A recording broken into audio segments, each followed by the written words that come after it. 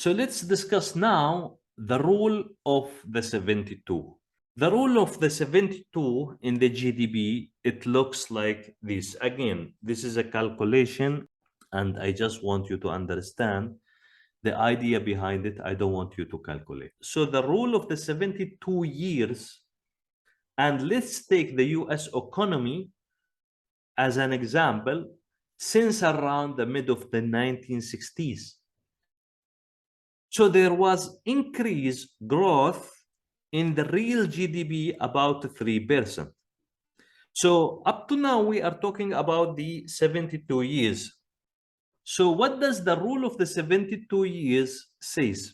If I am going to take that growth within these 72 years and divide it by the change of 1%, that means I have taken 72 years to grow in the GDP for 1% only. So 1% change in 72 years, that is a huge amount of work you need to do in the GDP. So don't think that if the GDP increases in 1%, or if the central bank says, oh, we're gonna go to target 1% change on the GDP, don't think that this is small amount of percentage. This is a big, this will take 72 years to produce that 1%. That is a big amount of productivity. That is a huge productivity. So let's think now to figure out if the productivity was 2% in the 72 years.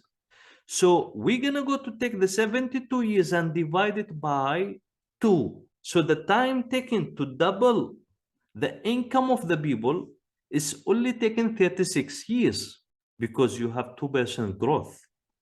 So if I have 3% growth on the GDP, that means the income of the people has tripled 3 times than the 1916. So 72 divided by 3%, it has taken 24 years for each person growth.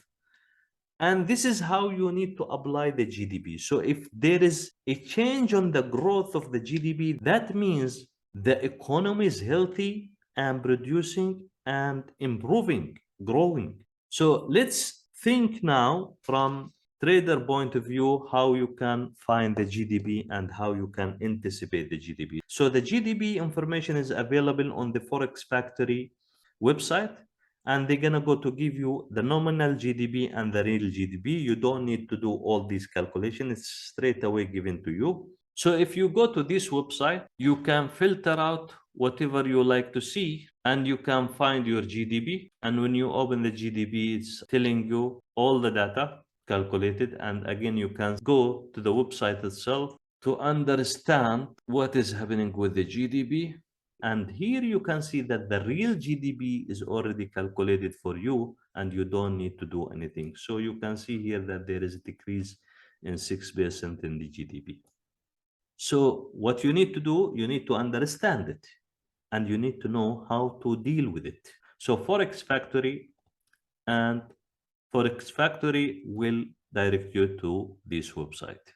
So now we are understanding that we are measuring the change in the GDP, whether it's going good or bad. So in a moment, I'll show you this in drawing, so you will be figuring out what is happening. So to anticipate the GDP properly, you need to understand also that the GDP indicator is lagging indicator. So what you need to do is to anticipate what the action is going to be taken by the central bank to correct the situation. And you need to know that the GDP is ignoring so many things, so many facts, such as the health of the people, the health of children, the education, and other aspects. So now, let's move and see this in a drawing. So this is the cycle of the GDP. So the central bank or the government will measure the GDP. So let's say if the GDP starting from this line, we have the productivity here, and we have the timeline. So let's say that the productivity starting from 0 started to go down. So what the central bank will do, he want to raise productivity. So what he will do, he need to make investment in the market, because you remember previously, before a few minutes ago, we were saying that investments means making building and putting people inside the building and making these people to produce inside this building. That means a factory, producing cars, producing food, producing whatever. So this is what does investment mean. So the central bank, when he see productivity is going down, he want to increase the productivity. So to make building, you need money. Who has the money? The central bank has the money. So how he can circulate this money on the market, we have discussed this in the previous videos. So we said that the central bank will print money and will pump it in the market through the market open operation and buying asset and bonds, whatever. Now, what the central bank will do when he see the productivity is going down, he gonna go to start to pump money in the market. Pumping money in the market will increase lending and borrowers. Borrowers, when they focus on productivity and investment, they're gonna go to make factories and produce more. So when they produce more, they recruit people more. So when they recruit people more, then the economy, the productivity will start to go up. So now the productivity will go up and it will start from the bottom, the peak of the bottom, and will go and continue to the peak of the top. And that is the area where we will be having maximum productivity and maximum inflation. Maximum productivity, be careful about this, maximum productivity and maximum inflation. So this is the peak. So we call this from the bottom peak till the top peak, we call this the expansion cycle. Now, the central bank, he doesn't want too much inflation in the market, because inflation is bad for the economy, because the prices goes up, products will go expensive. So if that has happened, then the market will be overheating and we will be end up having inflation. So the central bank, he want to balance the economy. So what he will do, when he see the productivity and the inflation on the peak, he gonna go to start to pull the money from the market, and that is by increasing interest rate and selling his asset which he has bought previously. So in this way, when he start to increase interest rate, all the investor in the market will pull their money from the market, because they like to have interest rate profit rather than sweating and producing more product to gain a profit. So for them, it's easier to save their money in the account and get a profit out of it.